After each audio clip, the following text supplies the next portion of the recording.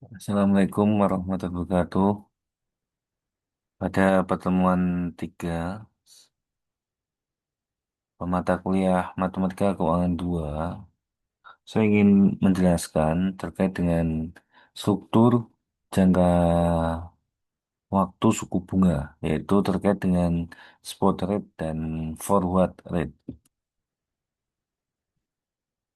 Setelah mengikuti pertemuan ini, mahasiswa diharapkan mampu satu, menjelaskan makna struktur jangka waktu suku bunga. Dua, membedakan spot rate dan forward rate. Tiga, menggunakan spot rate untuk menentukan nilai sekarang arus kas obligasi. Empat, menghitung forward rate dari data spot rate. Lima, menafsirkan bentuk kurva imbal hasil dalam konteks keputusan investasi. Peta materi yang akan disajikan adalah pertama pengantar, dua spot rate, tiga forward rate, empat interpretasi dan latihan. Pertama kita mulai ya dengan pertanyaan ini. Mengapa topik ini penting terkait dengan spot rate dan forward rate? Dalam praktek keuangan, tingkat bunga tidak selalu sama untuk semua jangka waktu. Investor, bank, dan perusahaan perlu memahami bagaimana tingkat bunga berubah dari tenor pendek ke tenor panjang. Pemahaman ini penting untuk satu, membandingkan alternatif investasi. Dua, menilai instrumen pendapatan tetap. Tiga, memperkirakan biaya pinjaman di masa depan. Empat, membaca sinyal pasar melalui kurva imbal hasil. Struktur jangka waktu suku bunga, yaitu hubungan antara tingkat imbal hasil dan lamanya waktu sampai jatuh tempo suatu instrumen keuangan. Secara sederhana, tenor berbeda bisa memiliki tingkat bunga yang berbeda. Instrumen jangka panjang seringkali memberi tingkat imbal hasil yang tidak sama dengan instrumen jangka pendek. Perbedaan ini membantu pasar menilai waktu, risiko, dan ekspektasi ekonomi. Secara intuisi, berikut adalah ilustrasi yang diberikan. Misalkan, tersedia dua pilihan penempatan dana. Deposito 1 tahun, tingkat 4%. Deposito 3 tahun dengan tingkat 5% per tahun. Nah, di sini bisa kita lihat yang tenornya lebih singkat, itu bunganya lebih rendah dibandingkan dengan tenor yang lebih panjang. Walaupun sama-sama aman, jangka waktunya berbeda sehingga tingkat bunganya juga bisa berbeda. Nah, perbedaan tingkat bunga menurut tenor inilah yang menjadi fokus pembahasan struktur jangka waktu suku bunga. Apakah kalian sebagai investor akan memilih nomor satu atau dua? Nomor satu, kekurangannya adalah tingkat bunganya lebih rendah, tetapi tingkat likuiditasnya lebih tinggi karena deposito jatuh temponya hanya 1 tahun. Sedangkan nomor dua, walaupun tingkat bunganya itu lebih besar, yaitu 5% per tahun, namun untuk depositonya harus menunggu lebih lama dibandingkan dengan nomor satu. Nah, kita lanjut ke definisi spot rate. Spot rate untuk tenor N tahun adalah tingkat bunga efektif tahunan yang berlaku saat ini untuk satu pembayaran tunggal pada akhir tahun ke N. Spot rate ini sangat sering dikaitkan dengan zero coupon bond, yaitu obligasi yang tidak membayar kupon berkala dan hanya membayar satu nilai pada saat jatuh tempo. Jika spot rate untuk N tahun adalah SN, maka nilai sekarang dari Rp1 yang diterima pada akhir tahun ke N adalah present value.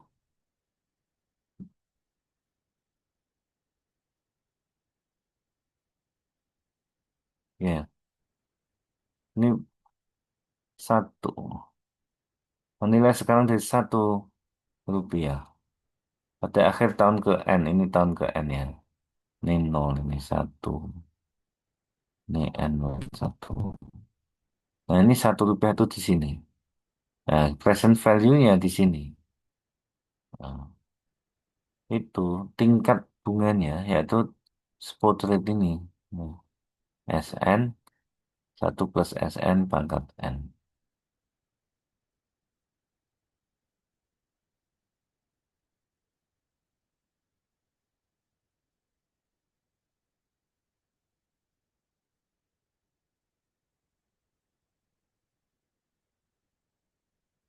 Nah, kurva imbal hasil yang menaik.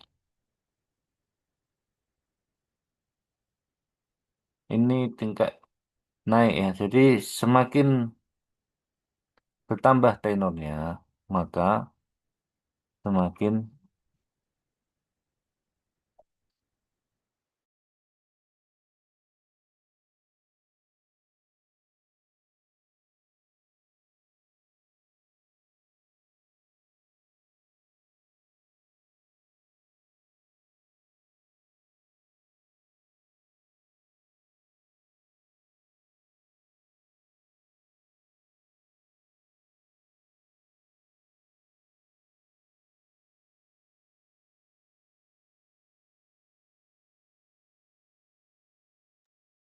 semakin semakin bertambah tenornya, ya semakin tinggi tingkat imbal hasilnya.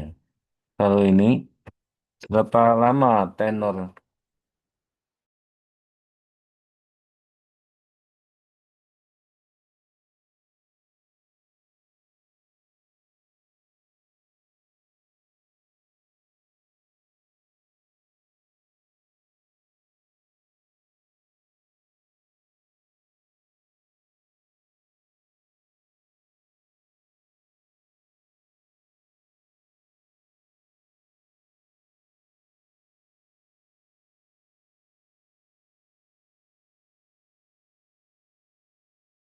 Berapa kalau yang dua ini berapapun lamanya tenor, baik 1 tahun, 3 tahun, 5 tahun, 10 tahun, tingkat imbal hasilnya itu sama. Sedangkan yang ini ya kebalikan dari yang pertama, kurva imbal hasil menurun. Itu semakin lama jatuh temponya atau tenornya, itu tingkat imbal hasilnya semakin menurun. Ini contoh data spot rate ya. Tahun satu spot rate-nya 4%. Tahun 2 4,5%. Tahun 3 5%. Tahun 4 5,4%. Data di atas menunjukkan bahwa semakin panjang tenor, tingkat spot cenderung meningkat.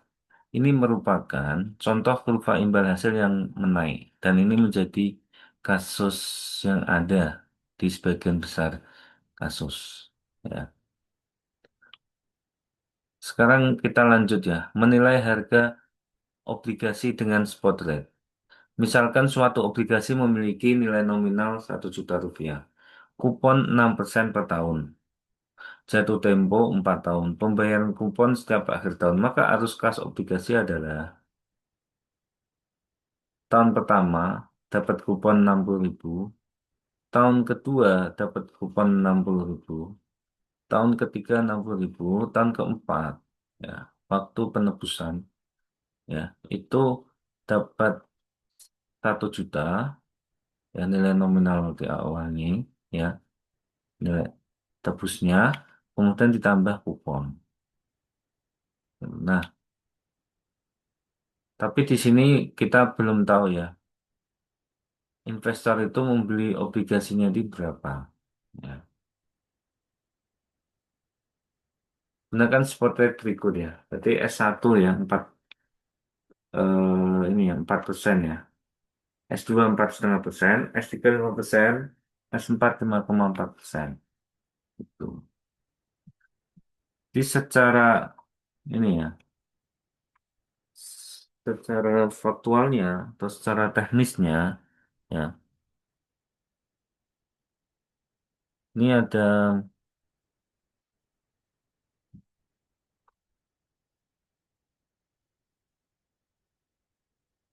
nah Ada 4 periode ya. Di periode ini tuh dapat 60.000. Ya kan ini dapat 60.000, ini sini dapat 60.000 hasil kupon ya. 6% kali 1 juta ya. 60.000 itu 6% kali 1 juta. Yang ini adalah 1 juta plus 60.000.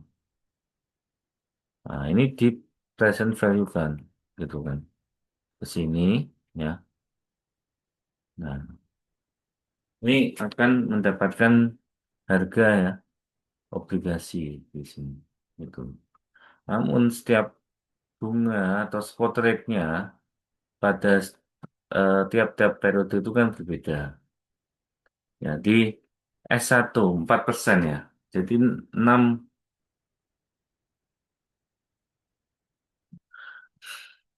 60 ini ya, ketika di present value kan itu dengan menggunakan bunga yang ini 4%. Kemudian 60.000 yang ini itu menggunakan bunga yang S2 ini. Kemudian yang 60.000 yang ini menggunakan bunga yang S3 ini dan 1 juta 60 plus 60.000 ini menggunakan suku bunga yang ini. Nah, jika dihitung ya dengan mendiskontokan setiap arus kas menggunakan spot rate yang sesuai adalah ini. Present value 60.000 kalikan ini. Di present value kalikan 1,04 mengikuti ini. Kemudian per ini 1,045 kuadrat. Nah, kenapa kuadrat? Karena 2 periode. Nah, kemudian 60.000 ini 1,05 pangkat 3 karena 3 periode. Kemudian yang terakhir ini 1,054 sesuai dengan spot rate-nya 5,4 ya. Itu dipangkatkan 4. Nah, didapatkan ya hasil 1.023.392. Dan ini lebih besar dari harga nominal yaitu 1 juta. Gitu. Nah, karena harga lebih tinggi dari nilai nominal, obligasi tersebut diperdagangkan di atas pari, nah, atau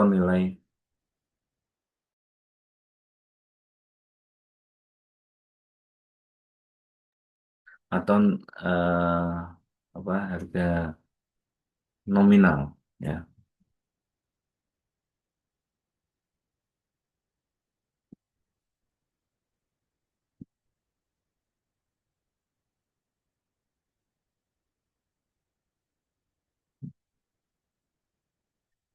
Harga ini obligasi nominalnya ya 1 juta.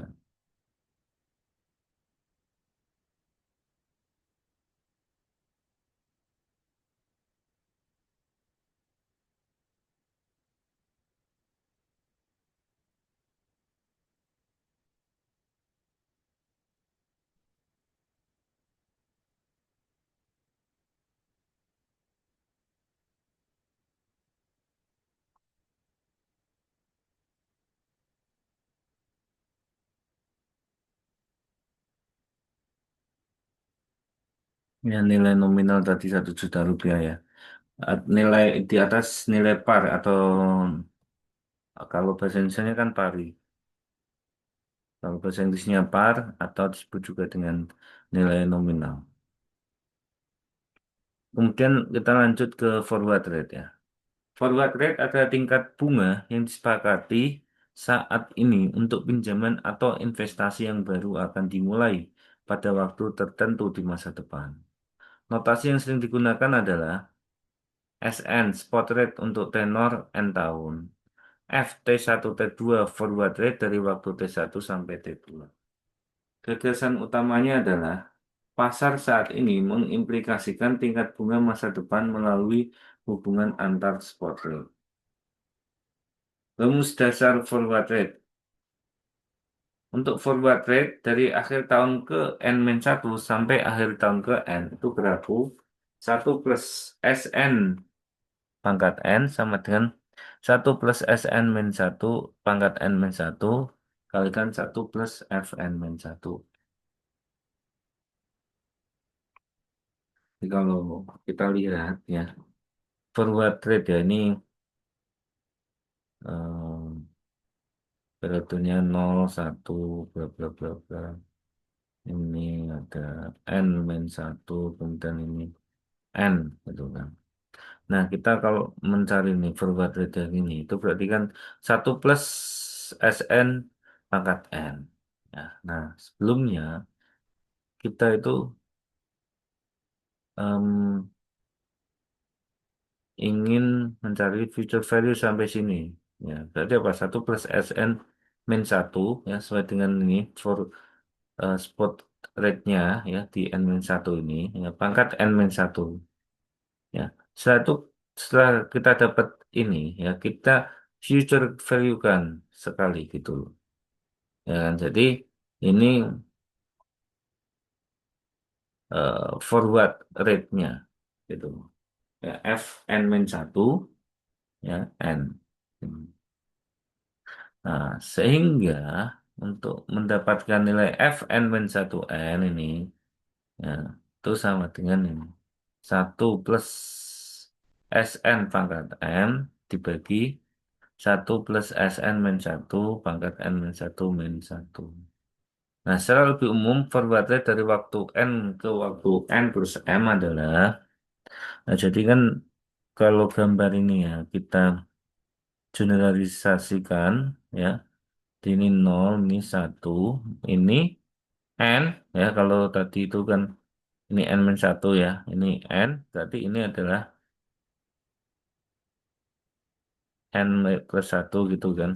Nah, ini lanjut sini ya, itu M, itu. Nah, ini adalah N plus satu kan. Nah, kita mau future value kan dari sini ke sini. Jadi ini adalah N plus M. Ya kan? Jadi satu plus Sn plus M pangkat N plus M itu sama dengan satu plus Sn pangkat N kalikan satu plus Fn N plus M.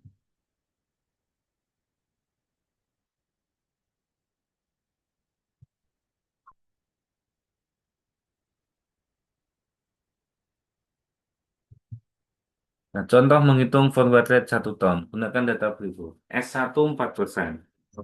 S2 4,5%. S3 sama dengan 5%. Nah, forward rate 1 tahun untuk periode tahun kedua adalah F12 ya sama dengan satu plus S2 kuadrat per satu plus S1 min satu. Ini contoh yang rumus yang sudah ada. Ya kan? Nah, tapi kalau sulit untuk mengingat rumus ini ya bisa kalian gambar garis waktunya. Gitu kan. Ini 0, 1, ya kan. 1 tahun untuk periode tahun kedua berarti ini. Nah, dari sini ke sini kan. Sini ke sini. Ya kan? Jadi satu plus apa ini? Kalau ini berarti kan satu plus S2 kuadrat. Dan sama dengan satu plus ini kan. Sini ke sini. Satu plus S1. Nah, dikalikan dengan future setelah ini terus kemudian kita future value kan ke sini kan. Itu berarti satu plus F periode satu ke periode 2. Itu. Sehingga untuk mendapatkan nilai ini kan rumusnya seperti ini. Nah, F12 dapatkan 5% untuk harga pendekatannya. Itu. Artinya tingkat bunga 1 tahun yang mm, mulai berlaku 1 tahun dari sekarang adalah sekitar 5%. Nah, ini suku bunga yang berlaku ya 1 tahun dari sekarang adalah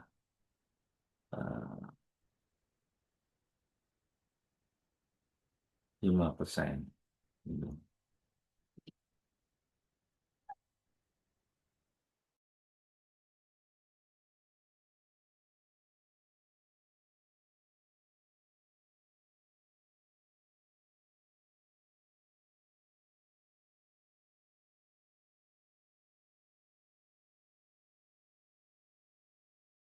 Oke, kalau tadi ya dari satu ke dua ya. Sekarang kalau periode dari 3 ke 5 ini juga sama ya. Nanti kalian coba gambar nih garis waktunya itu. Apakah sesuai apa tidak dengan rumus ini. Dan dapatkan untuk dari periode 3 ke periode 5 itu 4,05%. Interpretasi ekonomi ya. Berapa hal yang bisa dibaca dari spot rate dan forward rate? Spot rate itu menggambarkan tingkat diskonto untuk arus kas pada tenor tertentu. Sedangkan forward rate mencerminkan tingkat bunga masa depan yang tersirat dari struktur suku bunga saat ini. Jika forward rate lebih tinggi daripada spot rate jangka pendek, pasar bisa sedang mengantisipasi kenaikan tingkat bunga. Dan jika kurva menurun, pasar bisa saja sedang mengantisipasi perambatan ekonomi. Mana yang tadi?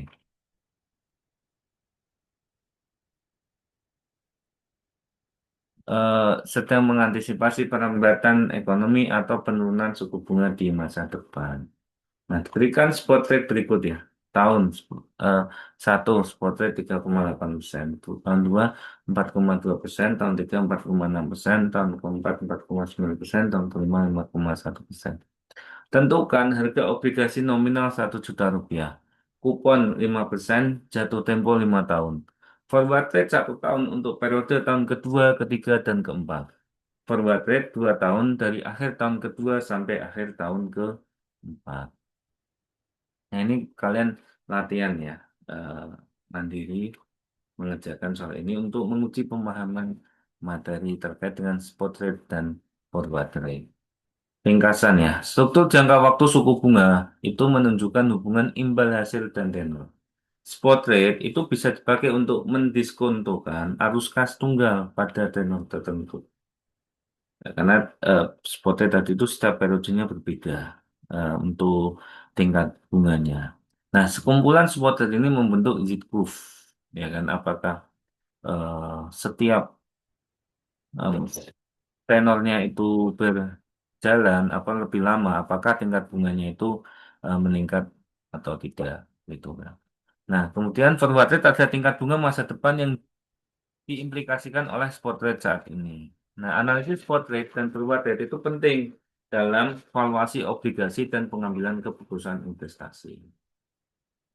Oke, ini adalah padanan istilah dalam bahasa Indonesia terkait materi kita hari ini.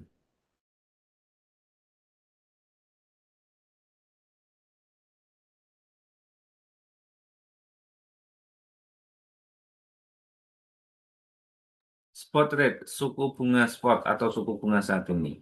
Forward rate, suku bunga forward atau suku bunga berjangka. Rate itu suku. Ya. Term structure of interest rate itu ada struktur jangka panjang suku bunga. Z rate ada tingkat imbal hasil. Hit to maturity imbal hasil hingga jatuh tempo. Z curve kurva imbal hasil.